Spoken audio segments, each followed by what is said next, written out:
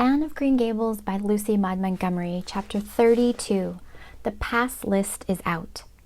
With the end of June came the close of the term and the close of Miss Stacy's rule in Avonlea School. Anne and Diana walked home that evening feeling very sober indeed. Red eyes and damp handkerchiefs bore convincing testimony to the fact that Miss Stacy's farewell words must have been quite as touching as Mr. Phillips had been under similar circumstances 3 years before. Diana looked back at the schoolhouse from the foot of the spruce hill and sighed deeply. "It does seem as if it was the end of everything, doesn't it?" she said dismally.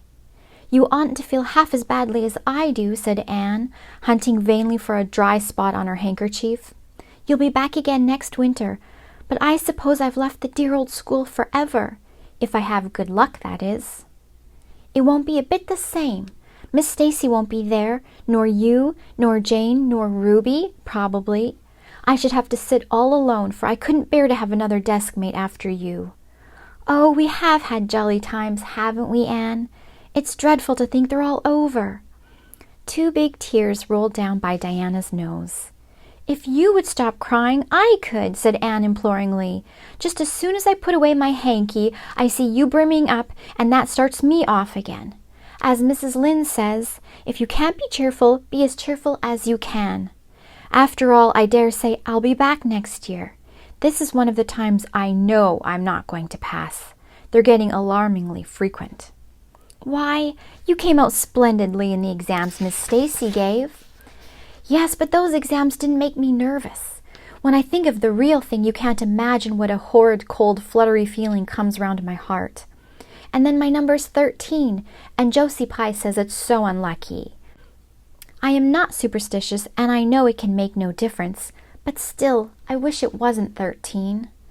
"I do wish I was going in with you," said Diana. "Wouldn't we have a perfectly elegant time? But I suppose you'll have to cram in the evenings." "No, Miss Stacy has made us promise not to open a book at all. She says it would only tire and confuse us, and we are to go out walking and not think about the exams at all and go to bed early. It's good advice, but I expect it will be hard to follow.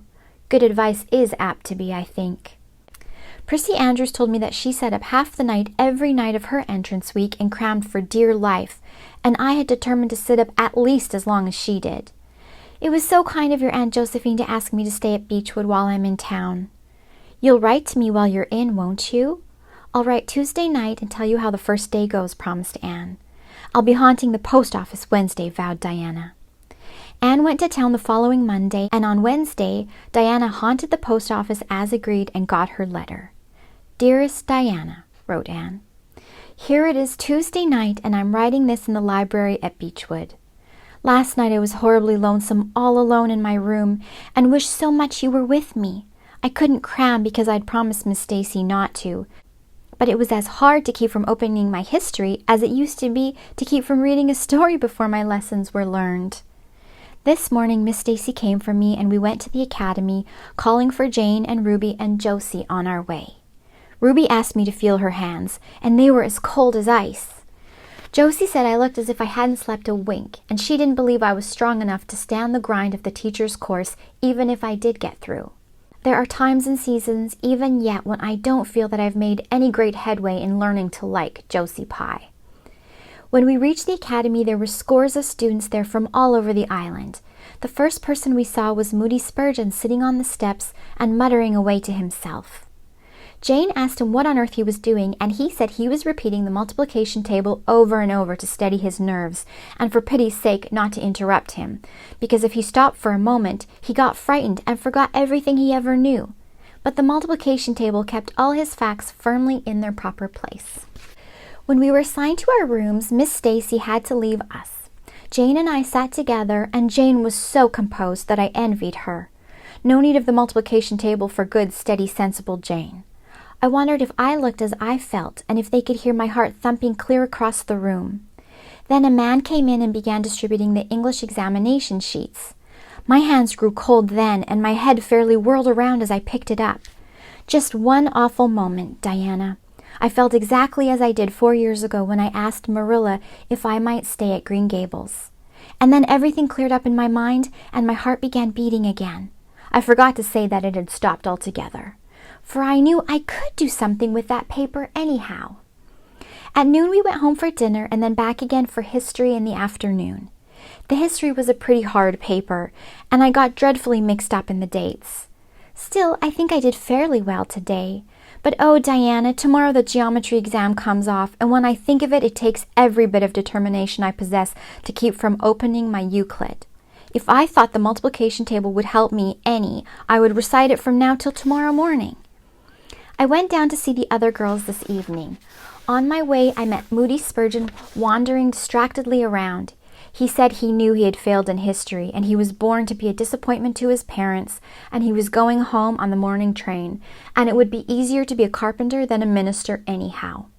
I cheered him up and persuaded him to stay to the end, because it would be unfair to Miss Stacy if he didn't. Sometimes I have wished I was born a boy, but when I see Moody Spurgeon, I'm always glad I'm a girl and not his sister. Ruby was in hysterics when I reached their boarding house. She had just discovered a fearful mistake she had made in her English paper. When she recovered, we went uptown and had an ice cream. How we wish you had been with us. Oh, Diana, if only the geometry examination were over. But there, as Mrs. Lynde would say, the sun will go on rising and setting whether I fail in geometry or not. That is true, but not especially comforting.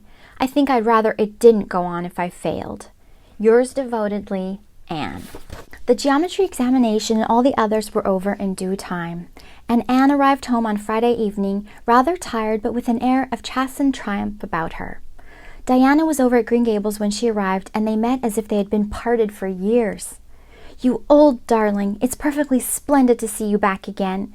It seems like an age since you went to town, and oh, Anne, how did you get along? Pretty well, I think, in everything but the geometry. I don't know whether I passed in it or not, and I have a creepy-crawly presentiment that I didn't.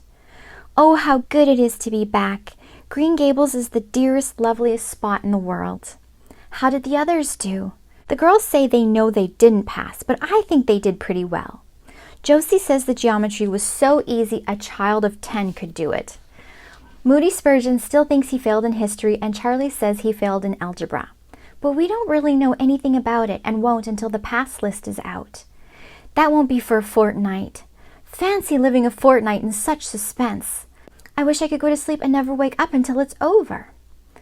Diana knew it would be useless to ask how Gilbert Blythe had fared, so she merely said, "Oh, you'll pass all right. Don't worry." "I'd rather not pass at all than come out pretty well up on the list," flashed Anne, by which she meant, and Diana knew she meant, that success would be incomplete and bitter if she did not come out ahead of Gilbert Blythe. With this end in view, Anne had strained every nerve during the examinations. So had Gilbert. They had met and passed each other on the street a dozen times without any sign of recognition, and every time Anne had held her head a little higher and wished a little more earnestly that she had made friends with Gilbert when he asked her, and vowed a little more determinedly to surpass him in the examination. She knew that all Avonlea Junior was wondering which would come out first.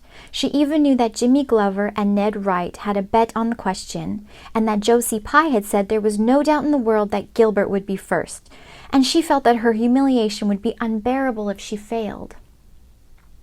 But she had another and nobler motive for wishing to do well. She wanted to pass high for the sake of Matthew and Marilla, especially Matthew. Matthew had declared to her his conviction that she would beat the whole island.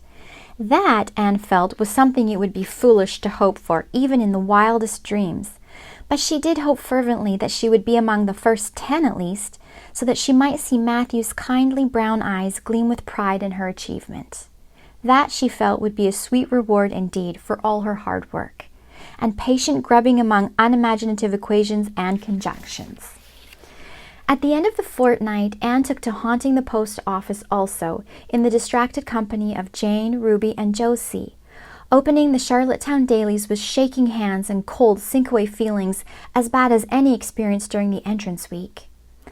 Charlie and Gilbert were not above doing this too, but Moody Spurgeon stayed resolutely away. "I haven't got the grit to go there and look at a paper in cold blood," he told Anne. "I'm just going to wait until somebody comes and tells me suddenly whether I've passed or not." When 3 weeks had gone by without the pass list appearing, Anne began to feel that she really couldn't stand the strain much longer. Her appetite failed and her interest in Avonlea doings languished.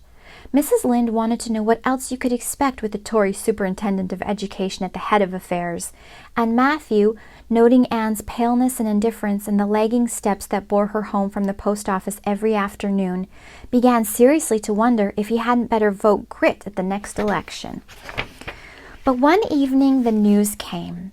Anne was sitting at her open window, for the time forgetful of the woes of examinations and the cares of the world, as she drank in the beauty of the summer dusk, sweet-scented with flower breaths from the garden below, and sibilant and rustling from the stir of poplars.